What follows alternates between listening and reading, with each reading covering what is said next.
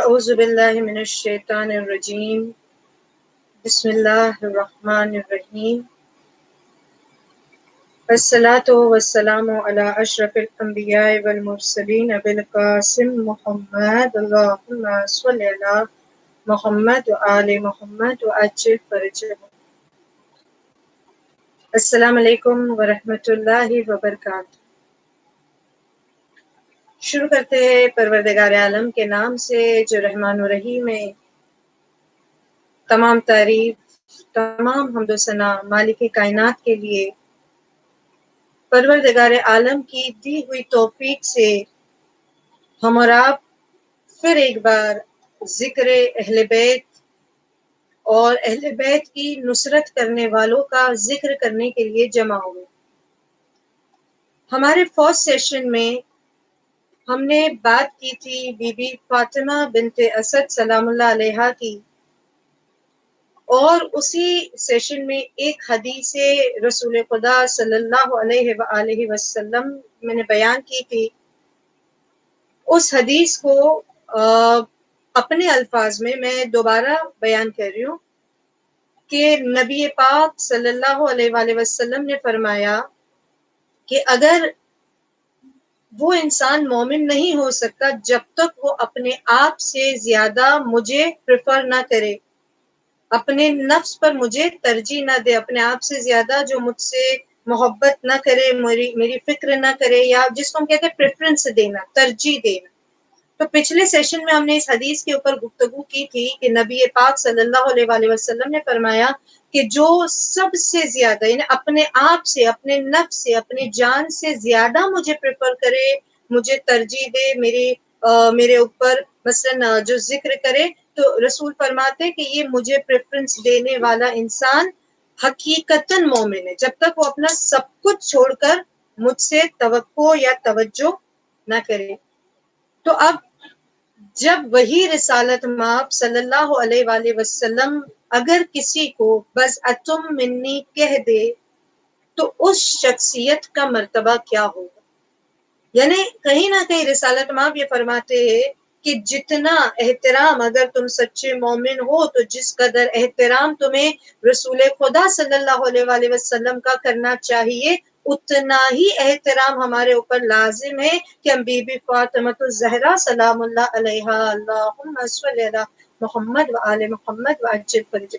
جسے نبی نے اپنا جز کہا، اپنا بضع کہا، ان کا احترام کرے، اور اسی انداز میں احترام ان کا بھی، پریفرنس انہیں اپنے والدین پر، اپنی اولاد پر، اپنے مال و اسباب پر، ہر چیز سے زیادہ اسے عزیز رکھے، جس کے بارے میں رسالت مآب احمد مجتبیٰ حضرت محمد مصطفیٰ صلی اللہ علیہ وآلہ وسلم اللہم صلی علی محمد وآل محمد وعجل فرجہ، جسے نبی کہہ دے حسین منی وانا من الحسین،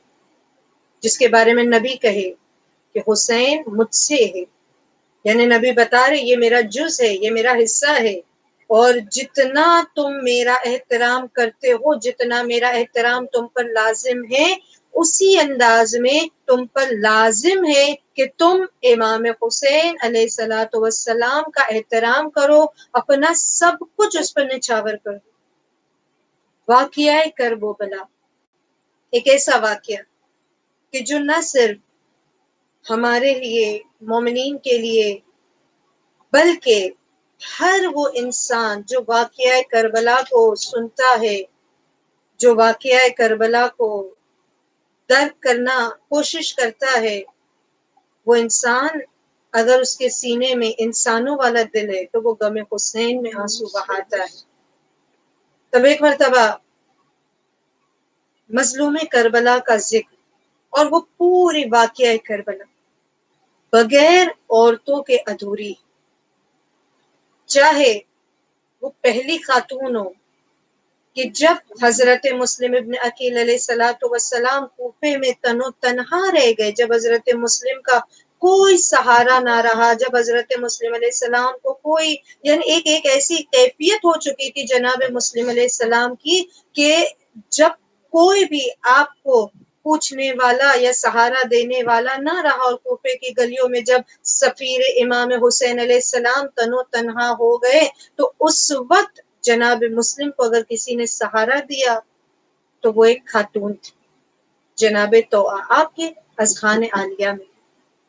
اور پھر وہ پورا واقعہ کربلا دیکھے، یا کوفہ یا شام، وہ بازار، وہ دربار، وہ مظلومیت جو اہل حرم پر ڈھائی گئی، اور پھر وہ کیفیت کہ پھر روایتوں میں ہے کہ جب یہ قافلہ شام کے بازار میں پہنچا، جب شام کی طرف کوفے سے یہ قافلہ روانہ ہوا، اس پورے سفر کے درمیان بہت سارے لوگوں نے یہ کوشش کی تھی کہ ہم اہل بیت کی نصرت کرے، کوفے میں بھی اور شام میں کم تھے چاہنے والے مگر تھے۔ انہوں نے کوشش کی تھی کہ ہم اہل حرم کو سپورٹ کرے، بیویوں کے سروں پہ، شہزادیوں کے سروں پہ چادریں رکھے، بچوں کو پانی پلائے، یا کسی طرح مظلوموں کا، شہیدوں کا سر اپنے پاس لے لے، ان کا احترام کرے۔ تو ایسے بے شمار واقعات ہسٹری کی کتابوں میں مل جاتے ہیں۔ انہی میں سے ایک واقعہ ہے، میں صرف ایک مقدمہ باندھ رہی ہوں، ایک سٹارٹنگ دے رہی ہوں، انشاءاللہ ہم اپنے موضوع پر آئیں گے، لیکن ایک ابتدا کہ کیسے کیسے عورتوں نے قربانیاں دی ہے، جذبہ دکھایا ہے۔ اب جب یہ قافلہ کوفے سے روانہ ہو کر شام کی طرف چلنے لگا، خبر پھیل چکی تھی بہت، یعنی جیسے ایک اناؤنسمنٹ ہوا تھا دور دراز تک کہ نواسے رسول شہید ہو چکے ہیں، ان کے اہل حرم کو قیدی بنا دیا گیا ہے۔ اور جب یہ قافلہ چلا تو ایک خاتون، ایک مومنہ اپنے والد محترم سے سنتی ہے کہ نواسہ رسول شہید ہو گئے، ان کی اہل بیت کو در بدر کیا جا رہا ہے، انہیں بازاروں میں لایا جا رہا ہے، ان کے سروں کو، شہداء کے سروں کو جب نیزے پہ بلند کیا گیا تو اس خاتون سے برداشت نہ ہوا، بے چین ہوئی، پریشان ہوئی، اپنے والد سے کہتی ہے امام برحق شہید ہو جائے اور ہم زندہ رہے، یہ مجھے برداشت نہیں ہے، اور شہداء کے سر ایسے بازاروں میں گھمائے جا رہے۔ اگر آپ امام زین العابدین سید الساجدین امام علی ابن الحسین علیہ السلام کی مظلومیت انہی کے الفاظ میں، مقتل کی کتابوں میں، واقعات جو کربلا کی، جو ہسٹری تاریخ میں ملتی ہے ہمیں، امام سید سجاد نے جو غم انگیز جو مصائب خود بیان کیے ہیں کہ ہمارے شہداء کے سروں پہ پتھر برسائے جاتے، شہداء کے اوپر جو مظالم بعد شہادت ڈھائے گئے، اہل حرم پر جو شام کے بازار میں ظلم و ستم ڈھایا گیا، ہمارے پاس الفاظ نہیں ہے کتنی مظلومیت سے امام سید سجاد نے اس منظر کو بیان کیا۔ اس خاتون کا نام تھا درۃ الصدف۔ یہ بیوی، یہ درۃ الصدف، یہ وہ بیوی کہ ایک مرتبہ یہ اپنے والد سے کہتی ہے کہ بابا، اہل حرم پر اتنے مظالم،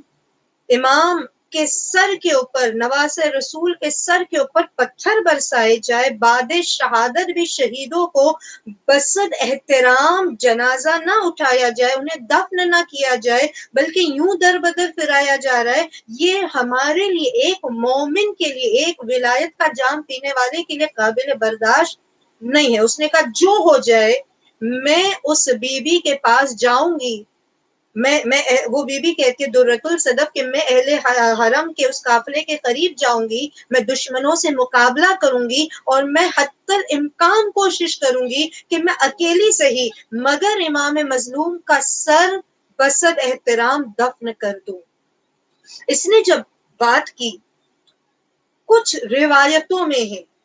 کہ ان کو سپورٹ کرنے کے لیے، دیکھیں ہسٹری میں الگ الگ مختلف روایتیں ہم کو ملتی ہیں، ایک روایت میں یہ بھی ہے کہ جناب حنظلہ اور جناب ابو اسود دؤیلی،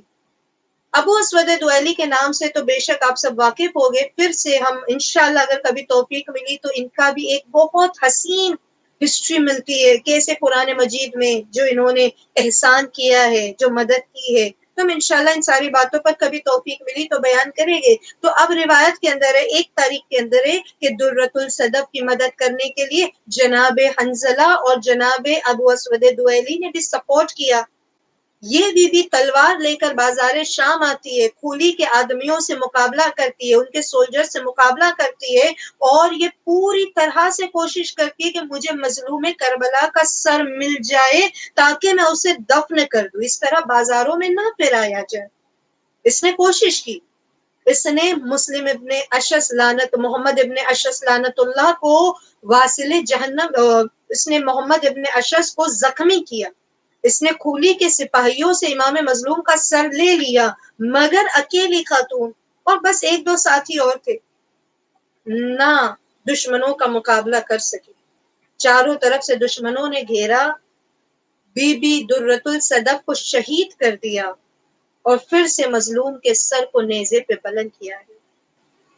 ایک جذبہ، ایک تمنا نصرت امام کی کہ بس میرا امام بازاروں میں سرے نیزہ بلند کیا جائے، یہ برداشت نہ ہو۔ تو بس مقدمہ تھا۔ ابھی میں اپنے جو ٹاپک ہے the first woman martyr of on the day of Ashura, اب میں وہاں نہیں آئی ہوں، بس یہ مقدمہ تھا آپ کے ذہنوں کو آمادہ کرنے کے لیے کہ عورت کے بغیر پوری تاریخ آپ دیکھیں، حضرت آدم علیہ السلام سے لے کے آج تک، اور انشاءاللہ اس کے بعد بھی جتنے بڑے بڑے مارکے ہوئے ہیں، جیسے جو بڑے بڑے انقلاب آئے ہیں، اس میں عورتوں کا عظیم کردار رہا ہے۔ اور انشاءاللہ جب وارث امام حسین اجل اللہ تعالی فرجہ الشریف ہمارے آقا ہمارے مولا کا ظہور ہوگا، اس وقت بھی اللہ کرے کہ ہمیں ہمارے امام کی نصرت کرنے کی توفیق ملے، ہمیں ہمارے امام کی سپاہیوں میں ان کی پہلی آواز پہ لبیک کہنے کی توفیق ملے، اور ہم ایسے ہو جائے کہ ہمارے امام کہے کہ آؤ تم میرا انتظار کر رہے تھے اور میں بھی تمہارا انتظار کر رہا تھا۔ انشاءاللہ ہم سب امام کی پہلی آواز پر لبیک کہے، اس نیت اور اس حاجت کے ساتھ ایک درود پڑھے محمد اور آل محمد پر، اللہم صلی علی محمد و آل محمد و اجل۔ تو خیر آغاز کرتے ہیں اپنے ٹاپک کا۔ جو ویمن، وہ عورتیں کہ جنہوں نے اپنے وقت کے امام کی مدد کی، نصرت کی،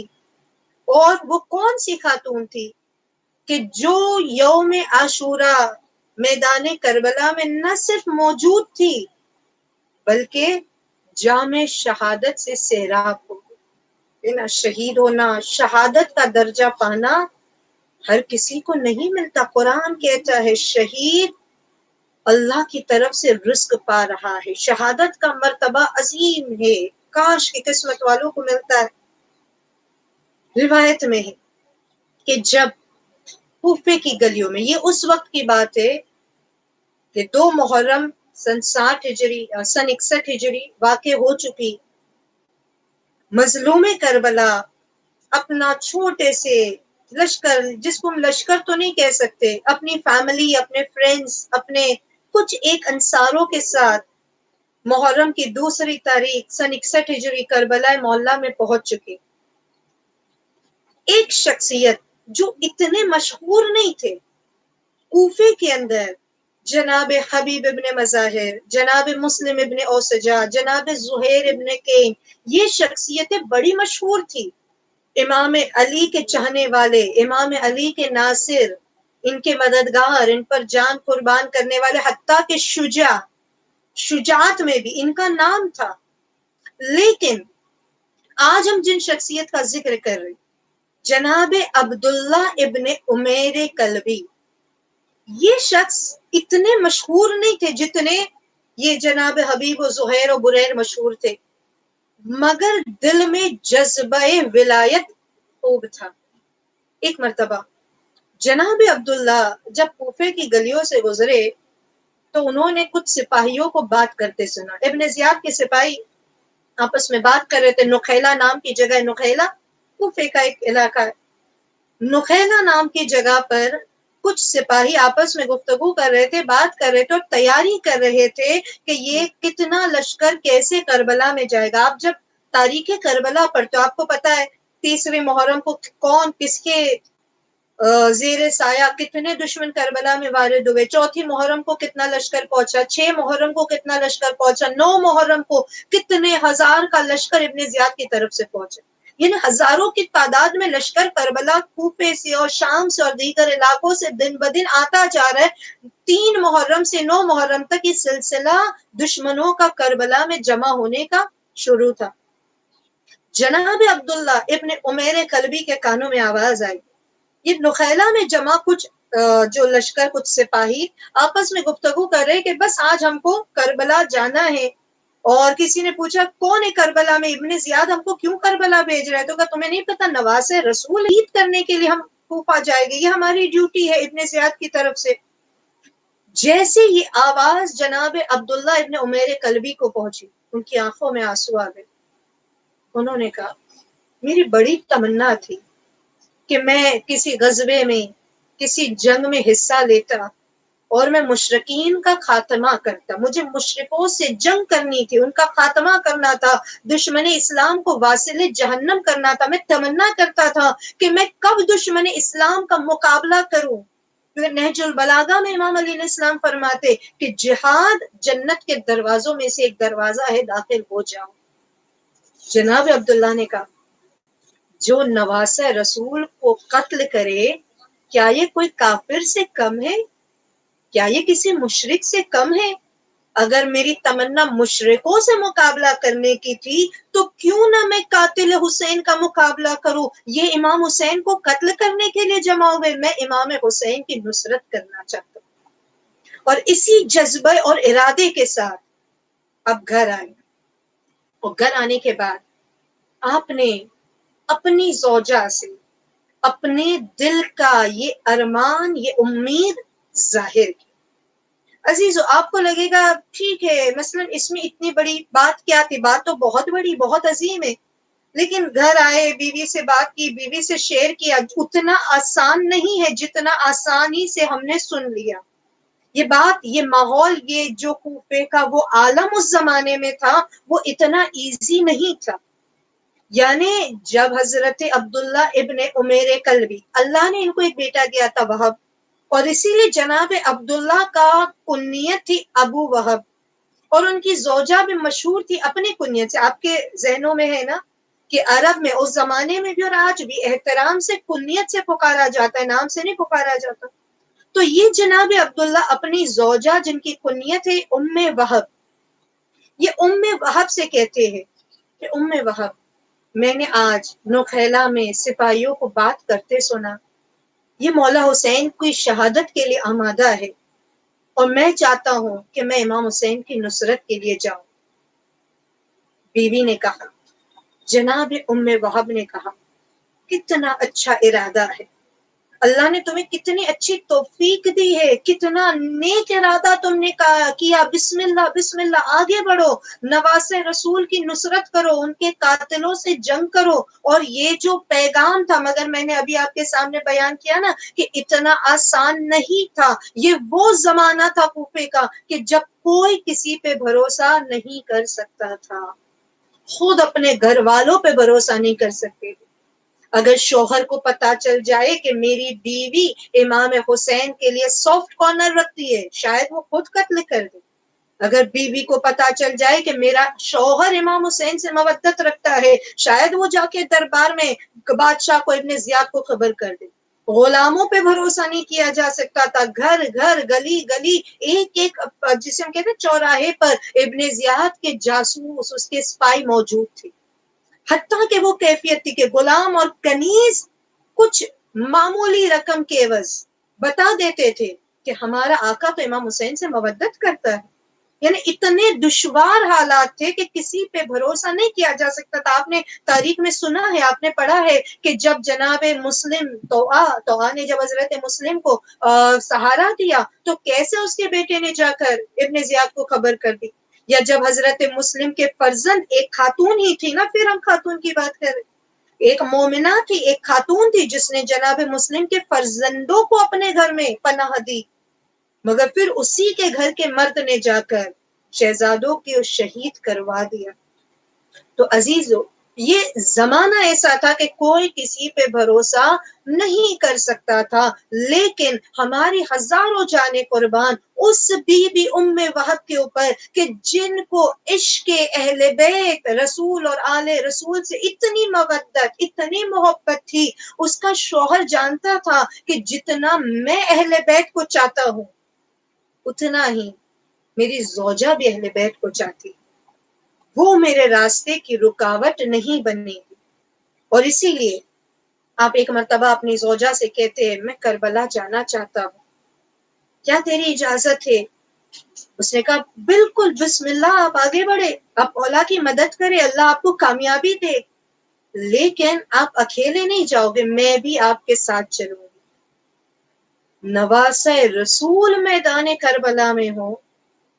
تنو تنہا، غربت میں، پردیس میں، مہمان بلایا گیا، دھوکہ دیا گیا،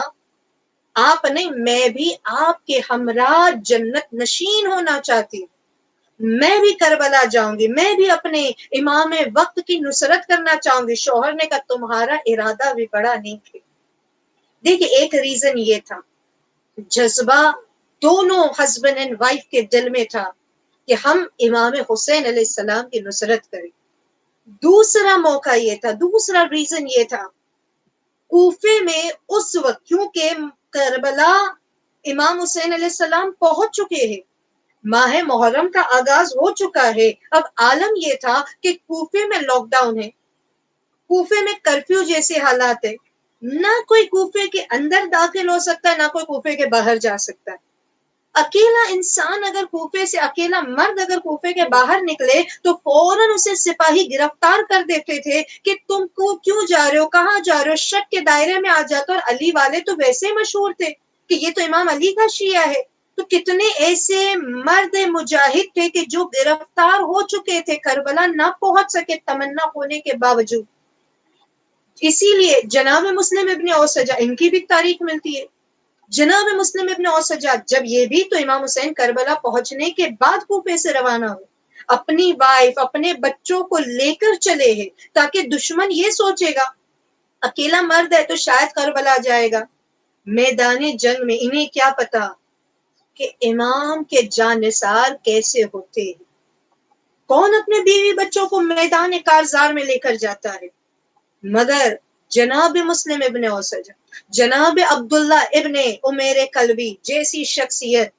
اپنی گھر کی مستورات کو، اپنی وائف کو، اپنے بچوں کو لے کر جاتے ہیں تاکہ دشمن یہ سمجھے کہ شاید مکے کی طرف جا رہا ہے، شاید عمرے کے ارادے سے جا رہا ہے، اور ان کے وہم و گمان میں نہ ہو کہ یہ تو کربلا جان نثار کرنے کے لیے جا رہا ہے۔ بس جناب عبداللہ اور ام وہب، یہ دونوں شخصیتیں اپنے شہر سے، کوفہ سے روانہ ہوئے، کربلا معلیٰ پہنچے امام حسین کے بارگاہ میں، اور وہ دن بھی آ گیا کہ جسے یوم عاشورہ کہا جاتا ہے۔ صبح کا وقت ہے اور عمر سعد لعنت اللہ نے امام حسین علیہ السلام کے خیمے کی طرف تیر چلایا، اور جیسے اس نے تیر چلایا اس کی طرف سے ایک اناؤنسمنٹ تھا، ایک اشارہ تھا کہ ہماری طرف سے جنگ کا آغاز ہو چکا ہے، حسین میں تمہارے قتل کو آمادہ ہوں۔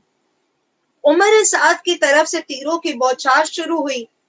یزیدی لشکر نے امام حسین کے خیموں کے قریب آ کر تیروں کو برسانا شروع کیا، خیمے کو حصار میں لینے لگے۔ اب امام حسین نے کہا کہ ہم جب دشمن حملہ کر رہا ہے وہ بھی خیمے کے قریب آ کر، تو عورتوں کو اور بچوں کی حفاظت کرنا ضروری ہے۔ امام نے اپنے لشکر سے کہا آمادہ ہو جاؤ، اور بالکل بے شک آپ کے اذہان میں ہوگا، آپ کو معلوم ہے، مگر پھر بھی اپنی چھوٹی بچوں کے لیے، اپنی بہنوں کے لیے میں تھوڑا سا جو منظر ہے عاشور کے دن کی صبح کا، وہ تھوڑا سا بالکل ایک کلیئر کر دوں کہ اکثر ہم جب مصائب میں سنتے ہیں نا کہ مولا ابو الفضل عباس میدان میں گئے، جناب حبیب ابن مظاہر میدان میں گئے، حضرت قاسم علیہ السلام گئے، جناب علی اکبر علیہ السلام گئے، سنتے تو ہمارے ذہنوں میں ہوتا ہے کہ یہ شخصیتیں ون بائی ون گئی تھی، بے شک، لیکن یہ پورے دن کا منظر نہیں تھا۔ صبح عاشور کی کیفیت یہ تھی کہ امام حسین علیہ السلام کے پاس جو چھوٹا سا لشکر تھا وہ پورا لشکر، یعنی جو جنگ ہو رہی ہے وہ لشکر ٹو لشکر ہو رہی ہے، لیکن ظہر کے بعد وقت ظہر جناب حبیب شہید ہو گئے، وقت ظہر جناب سعید شہید ہو گئے، وقت ظہر جناب زہیر شہید ہو گئے، یعنی جتنے جانثار انصار تھے ان کی میجورٹی لشکر حسین کی وقت ظہر تک ختم ہو چکی۔ اب بہت کم ناصر بچے اور بنی ہاشم کے نوجوان ہیں۔ امام حسین اب کیونکہ لشکر کم ہو چکا ہے تو اب ظہر سے عصر کا جو پیریڈ ہے عاشور کے دن کا، یہاں سے یزید کا ہزاروں کا لشکر اور امام حسین کے خیمے سے ایک کے بعد ایک جانثار جا رہا تھا۔ تو عزیزو، صبح عاشور کا جو منظر ہے آپ کے ذہنوں میں ہے کہ یہاں سے ابن زیاد کا لشکر، یزید کا لشکر، جس کی تعداد کم سے کم 30,000 ہے، الگ الگ کتابوں میں الگ الگ تعداد ملتی ہے، مگر جس کے اوپر سارے یعنی اگریڈ ہے اور جو منیمم جو تعداد ہے لشکر یزید کی وہ 30,000 ہے۔ امام حسین کے 72 یا میں بھی کچھ زیادہ یہ لشکر امام کی طرف سے۔ امام نے اس چھوٹے سے لشکر میں میسرا اور میمنہ اور قلب لشکر جو عام طور پہ ہوتا ہے، the left wing, the right wing اور سینٹر قلب لشکر، ایک طرف حضرت حبیب ابن مظاہر کمانڈر ان چیف ہے، ایک طرف جناب زہیر ہے، اور اس طرح سے مولا ابو الفضل العباس علیہ السلام نے لشکر کو ڈیوائڈ کیا 3 پارٹس میں اور علم دیے، کمانڈرز بنائے، جنرل بنائے۔ جب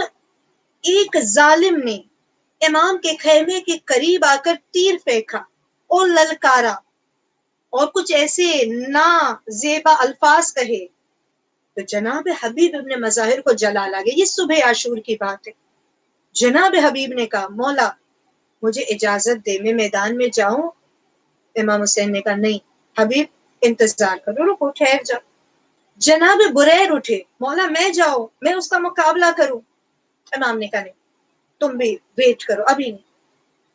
جناب عبداللہ ابن عمیر کلبی آئے، آقا مجھے اجازت ہے۔ امام حسین علیہ السلام نے کہا، دیکھا غور سے اس کے سراپے کو دیکھا، جناب عبداللہ اتنے مشہور نہیں تھے، میں نے بیان کیا، لیکن ان کی پرسنالٹی، ان کا قد و قامت ایسا تھا،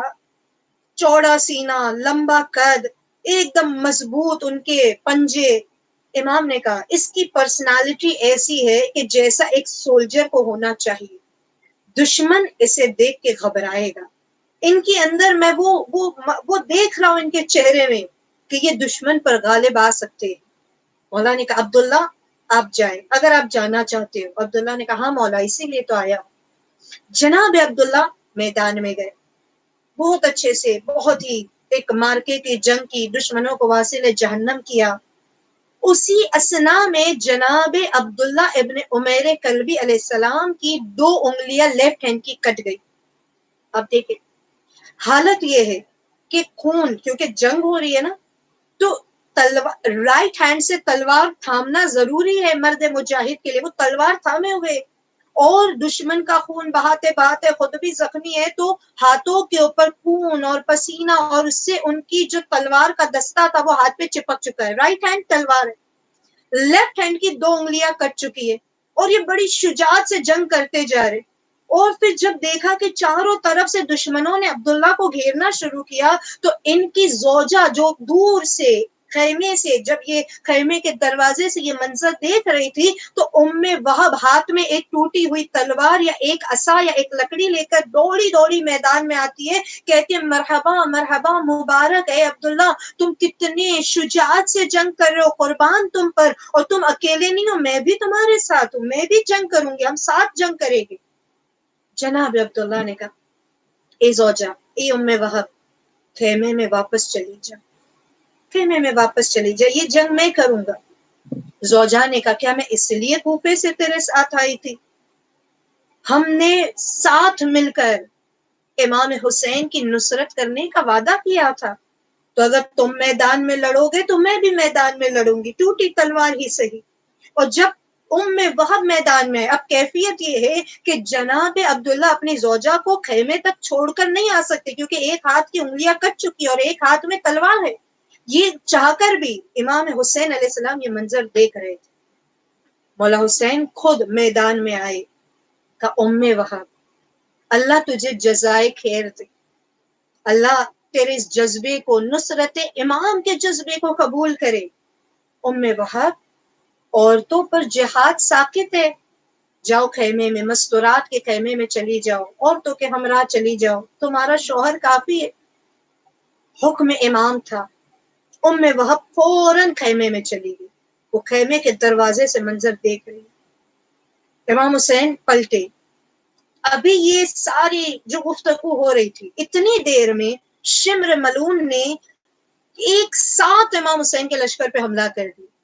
یہاں سے شمر نے لشکر پر حملہ کر دیا، اس طرف سے جناب حبیب اور جناب عبداللہ انہوں نے حملہ کیا، اور اسی اسنا میں دشمنوں کو تو بھگا دیا، مگر حضرت عبداللہ ابن عمیر قلبی شہید ہو. تاریخ کربلا مقتل کی کتابوں میں ملتا ہے الطبری کہ عبداللہ ابن عمیر قلبی واز دا سیکنڈ جو شہید ہوئے، the second martyr on the day of Ashura. یہ دوسرے شہید تھے عاشور کے دن کے، جناب عبداللہ. اب اچھا یہ وہ وقت تھا کیونکہ یہ پہلی جنگ صبح کا وقت، اور جب لشکر ٹو لشکر، تو اس میں امام حسین کے بہت سارے جانثار شہید ہو چکے. بائی دا ٹائم جنگ ٹھہری اور جب وہ وقت آیا کہ اب دشمن بھی پیچھے ہو چکا ہے اور امام حسین کے جانثاروں نے مارکے کی جنگ کی شجاعت کے مظاہرہ کیا، اور جب اپنا دم توڑ دیا، مولا حسین ایک کے بعد ایک لاشیں خیموں کی طرف لا رہی تھی.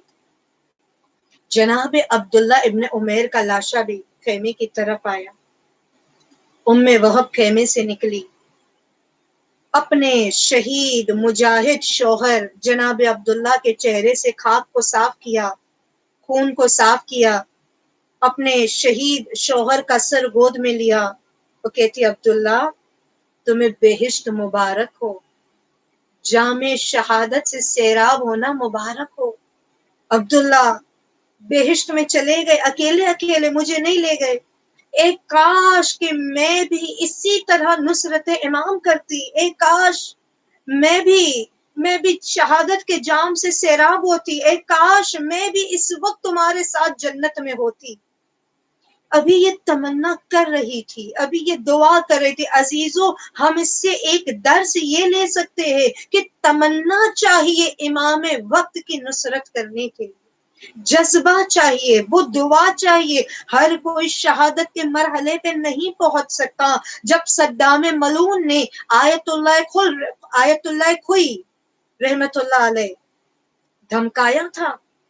آیت اللہ خوئی کو پیغام بھیجا تھا، وارن کیا تھا، دھمکایا تھا کہ سنو اگر آپ نے ہماری یہ بات نہیں مانی ہم آپ کو قتل کر دیں گے. آیت اللہ خوئی نے جواب میں کہا کہ تو کیا مجھے قتل کرے گا، میں تو خود کتنے سالوں سے نماز شب میں دعا کرتا ہوں کہ اللہ مجھے درجہ شہادت پہ فائز کرے. جنرل قاسم سلیمانی تمنا کرتے تھے، آپ نے بے شک ان کے کلپس دیکھے، تمنا کرتے تھے کہ اللہ کب مجھے جام شہادت سے سیراب کرے گا. آیت اللہ خمینی رضوان اللہ علیہ زندگی بھر تمنا کرتے تھے اللہ مجھے کب شہادت کے جام سے سیراب کرے گا. شہید ہونا ایک مرتبہ ہے، شہید سب سے پہلے جنت میں جائے گا، اور پھر اس میں عورت یا مرد کی کوئی قید نہیں ہے. آپ نے تاریخ میں بہت ساری عورتوں کا تذکرہ سنا ہے، پڑھا ہے، اور انشاءاللہ اگر اللہ مجھے توفیق دے گا تو اس ماہ رمضان المبارک کے سیشنز میں کوشش کروں گی کہ میں جو شہداء عورتیں ہیں ان کا ذکر کروں آپ کے ساتھ. تو عورت ہونا یہ کوئی قید نہیں ہے نصرت امام کرنے کے لیے، بس کمی ہے تو جذبے کی. ہمارے جذبہ ہو، تمنا ہو، دعا ہو، توسل ہو پروردگار عالم سے. جس شدت سے وہب نے توسل کیا تھا کہ اے کاش میں امام حسین کی نصرت کرتے ہوئے دنیا سے انتقال کر جاؤں، شہید ہو جاؤں اور جنت نشین ہو جاؤں. جہاں دل سے دعا نکلتی ہے رب العالمین اسے قبول کر لیتا ہے. اور دعا بھی کتنی نیک ہے، امام وقت کے اوپر امام حسین کی محبت میں شہید ہو جانا. ایک مرتبہ مقتل کی کتابیں کہتی ہے جب بی بی ام وہب رضوان اللہ علیہ سلام اللہ علیہ عبداللہ اپنے شوہر کے سر کو گود میں لے کر خاک و خون کو صاف کرتے ہوئے یہ تمنا کر رہی تھی، اے کاش میں بھی تمہارے ساتھ اس وقت جنت میں ہوتی۔ شمر ملعون بھی یہ منظر دیکھ رہا،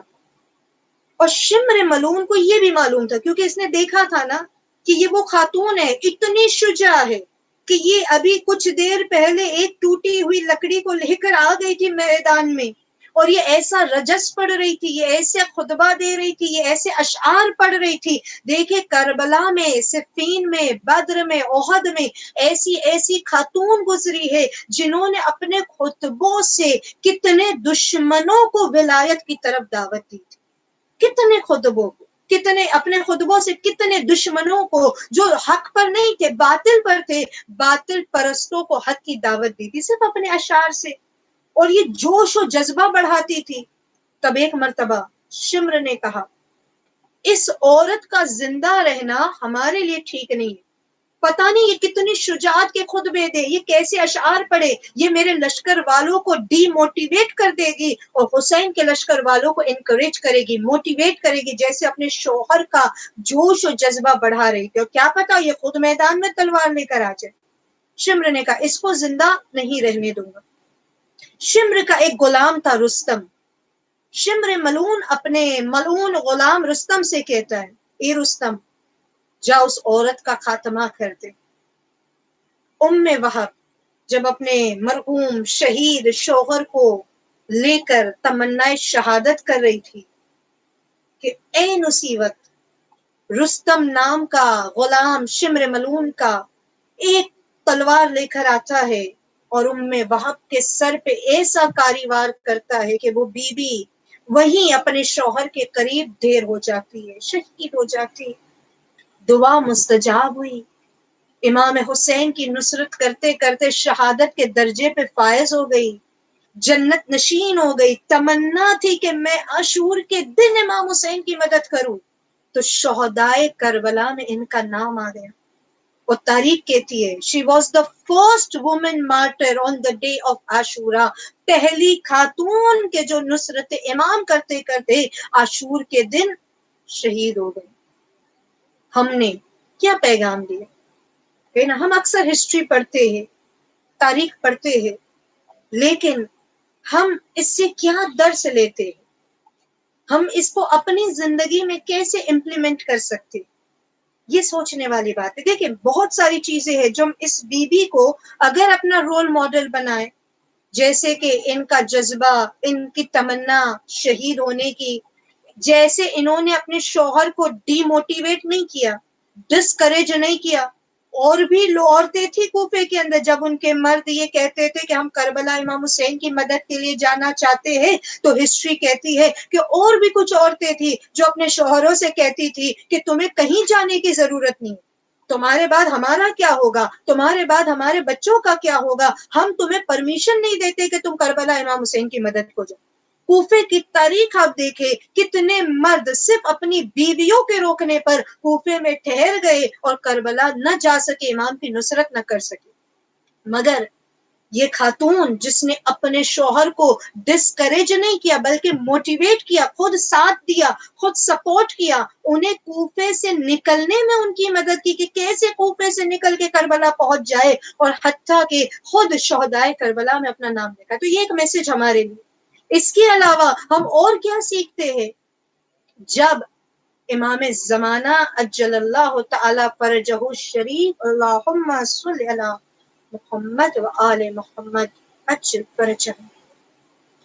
جب امام زمان کا ظہور ہو،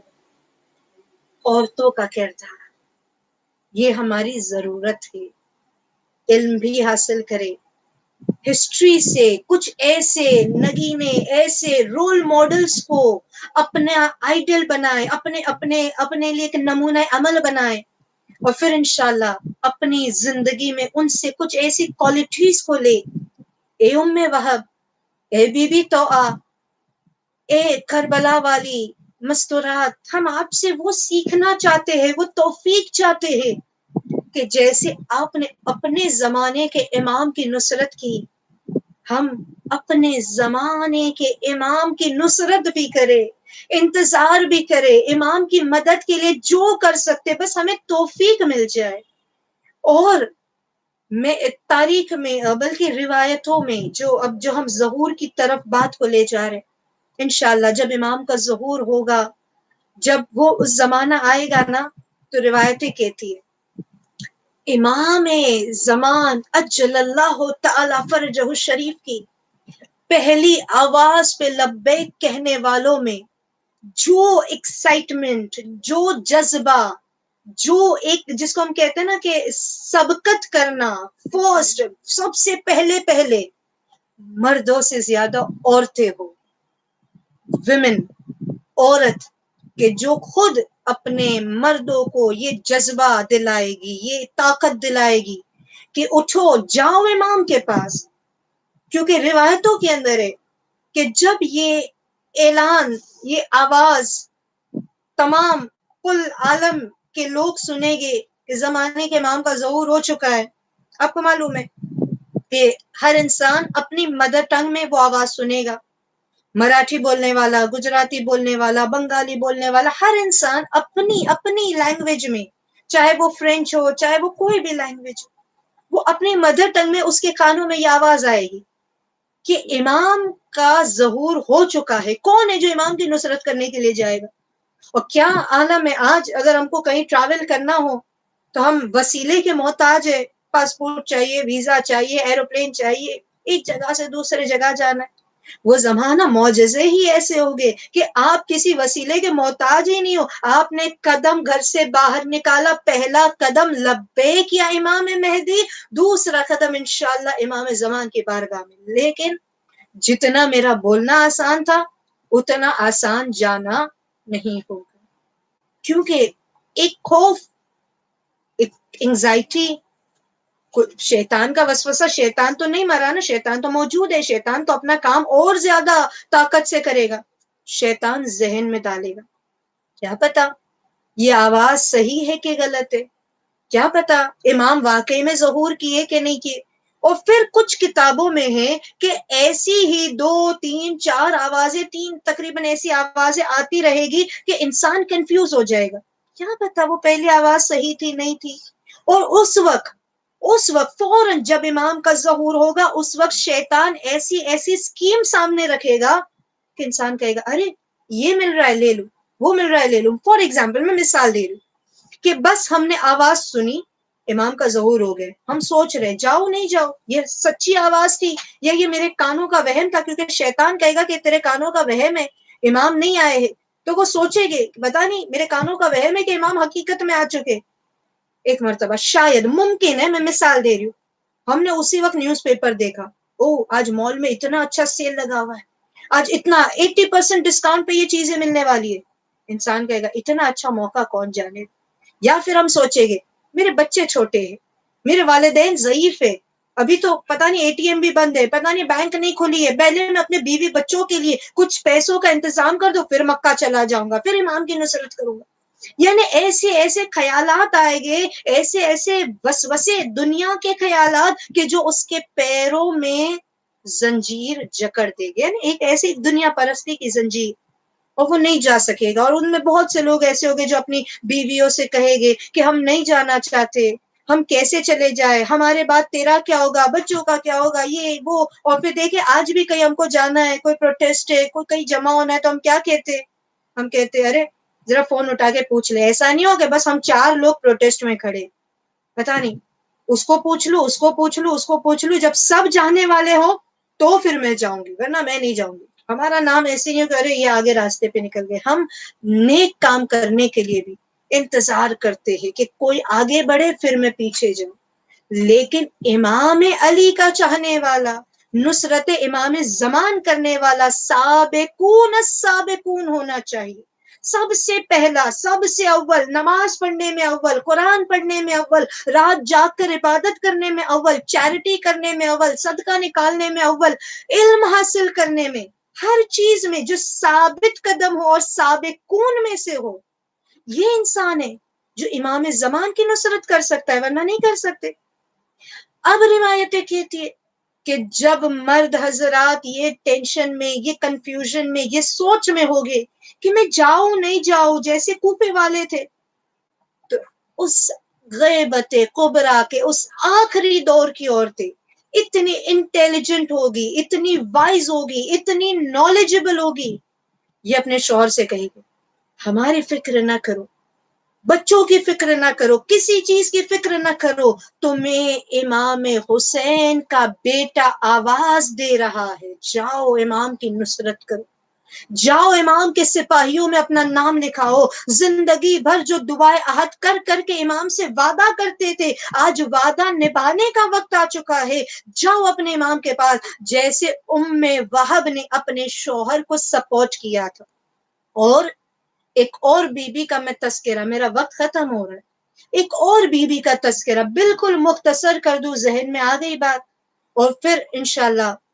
اللہ قبول کرے اور ہماری دعاؤں کو اور ہمیں بھی امام کی کنیزوں میں شمار کرے۔ جیسے جناب زہیر ابن کین کی زوجہ بی بی دیلم، پروناؤنسیشن میں ڈفرنٹ ہو سکتا ہے کیونکہ ہماری لینگویج عربک نہیں ہے، کچھ بکس کے اندر دیلم ملا، کچھ بکس میں دلہم ملا، تو جو بھی پروناؤنسیشن ہو، زوجائے جناب زہیر ابن کین، انہوں نے بھی تو اپنے شوہر کو انکریج کیا تھا نا، جیسے ام وہب نے کیا تھا۔ وہاں ام وہب نے اپنے شوہر عبداللہ سے کہا تھا کہ تم جانا چاہتے ہو، میں بھی آنا چاہتی ہوں تمہارے ساتھ امام کی نصرت کے لیے۔ اور دوسری طرف یہ جناب زہیر ابن کین ہیں کہ یہ تو نہیں جانا چاہتے تھے، آپ کبھی موقع ملے اور بے شک آپ کے ذہنوں میں بھی ہوگا ورنہ آپ ہسٹری میں پڑھے، جناب زہیر ابن کین امام حسین سے دوری بنائے ہوئے تھے، امام حسین کے قریب نہیں جاتے تھے، ان کو پتا تھا اگر میں امام حسین کے قریب چلا گیا تو میں امام حسین کا مددگار بن جاؤں گا، اور کوئی ایک ایسی ریزن تھا کہ یہ امام سے دور دور دور تھے، مگر محضر شہادت میں جس کا نام ہو، امام حسین علیہ السلام نے شبیہ پیمبر حضرت علی اکبر علیہ السلام جیسا قاصد بھیجا۔ جناب علی اکبر زہیر کین کے خیمے کے دروازے پر آ کر کھڑے ہیں، کہتے ہمارے امام، ہمارے آقا، ہمارے مولا، ہمارے بابا نواز رسول آپ کو یاد کر رہے۔ زہیر سوچ رہے، کافی دیر تک جناب زہیر سوچتے رہے، جاؤں نہیں جاؤ، جاؤں نہیں جاؤ، جاؤں نہیں جاؤ۔ بیوی نے پوچھا زہیر کیا سوچتے ہو؟ کہا امام حسین نے بلایا ہے۔ کہا بلانے کون آیا ہے؟ کہ شبیہ پیمبر بلانے آئے ہیں، جناب علی اکبر بلانے آئے ہیں۔ بیوی کہتے زہیر امام حسین پکارے، فرزند رسول بلائے، اور تو سوچ رہا ہے کہ میں جاؤں کہ نہیں جاؤں؟ بدبختی ہے یہ تیری، جا امام کی آواز پر سن تو لے کہ امام کہنا کیا چاہتے، شہید ہو نہ ہو امام کو سپورٹ کر نہ کر، لیکن پہلے امام کی آواز پہ لبیک تو کہ، امام تک پہنچ تو جا، تیرے دروازے پہ شبیہ پیمبر ہے اور پھر بھی تو سوچ رہا ہے، جائے زہیر۔ اور بیوی کے انکریج کرنے پر، موٹیویٹ کرنے پر، پش کرنے پر جناب زہیر وہ مبارک شخصیت ہو گئے جن کا نام شہدائے کربلا میں آ گیا۔ تو عزیزو کتنی اچھی ہمارے پاس مثالیں ہیں، رول ماڈلز ہے، کربلا سے روایتیں کہتی ہے یہ بی بی ام وہب جیسی عورتیں، بی بی دیلم جیسی عورتیں، یہی عورتوں سے انسپریشن لے گی غیبت کبریٰ کی عورتیں، اور اپنے مردوں سے کہے گی جاؤ، کیونکہ جب امام زمان کے ظہور کی خبر آئے گی یہ صبح کا وقت ہوگا، ہے نا، فجر کا وقت ہوگا، اور فجر کا وقت ہمیں کس کی یاد دلاتا ہے؟ فجر کی اذان ہمیں کس کی یاد دلاتی ہے؟ شبیہ پیمبر حضرت علی اکبر علیہ السلام نے جو صبح عاشور اذان دی تھی، یہ صبح فجر کا وقت ہمیں وہ اذان یاد دلاتا ہے۔ اور پھر جب وارث حسین کا ظہور ہوگا اسی طرح سے ہمارا دل ہم کو کہے گا کہ دیکھ یہ اذان صبح علی اکبر کی یاد دلا رہا ہے، اٹھو امام زمان کی مدد کرنے کے لیے۔ اور عورتیں اپنے مردوں سے کہے گی بسم اللہ بسم اللہ کرو، گھر کے باہر قدم نکالو، لبیک یا مہدی کہو، اور امام کی بارگاہ میں پہنچ جاؤ تاکہ تم امام زمان کے سپاہی بن سکو اور ہمارا نام امام زمان کی کنیزوں میں آ جائے۔ بس عزیزو آج کے لیے اتنا ہے، انشاءاللہ زندگی رہی، توفیق ملی تو پھر ایک نئی خاتون کا تذکرہ لے کر تاریخ سے،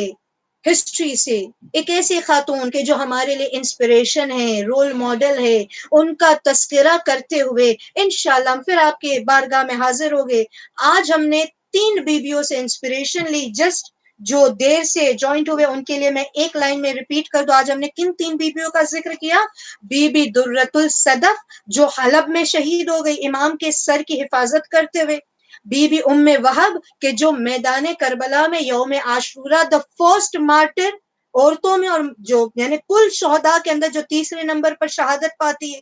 اور ہم نے ذکر کیا بی بی دیلم زوجائے جناب زہیر ابن کین کا۔ اللہ ہمیں ان شخصیتوں سے درس لینے کی، انسپریشن لینے کی توفیق دے۔ اللہ ہمیں بھی توفیق دے کہ ہم اپنے زمانے کے امام کی جس انداز میں ہو سکے نصرت کر سکے۔ عبادتوں کا مہینہ، پروردگار عالم ہمیں زیادہ سے زیادہ عبادت اور اطاعت کرنے کی توفیق دے۔ اللہ ہماری عبادتوں کو تیری بارگاہ میں قبول فرما، ہمارے بیماروں کو شفائے مکمل عنایت فرما، جو بے اولاد ہے ان کی گودیوں میں ایسی اولاد دے کہ جو اپنے زمانے کے امام پہ وقت آنے پر قربان کر سکے۔ پروردگار مومنات بانیان حاضرین کے دل میں جو بھی نیک حاجت ہے اسے پوری فرما، ہمارے رنج و غم کو دفع کر، اور طبیب شہداء کربلا حضرت زہیر ابن کین کا واسطہ میرے پروردگار جو بھی آج ہمارے معاشرے میں کورونا وائرس جیسی بیماری پھیلی ہے، کینسر اور جتنی بھی بیماری مومنوں مومنات پر جو کوشش کرے بچنے کی، پروردگار اس وبا کو، اس بیماری کو ہم سب سے دور کر دے، اور تمام مسلمانوں کی، تمام تیرے بندوں کی جان مال عزت اولاد کی حفاظت فرما، امام الزمان کے ظہور میں تعجیل فرما۔ وآخر الدعوانا ان الحمد للہ رب العالمین۔ اللہم صلی علی محمد وآل محمد وعجل فرجہ۔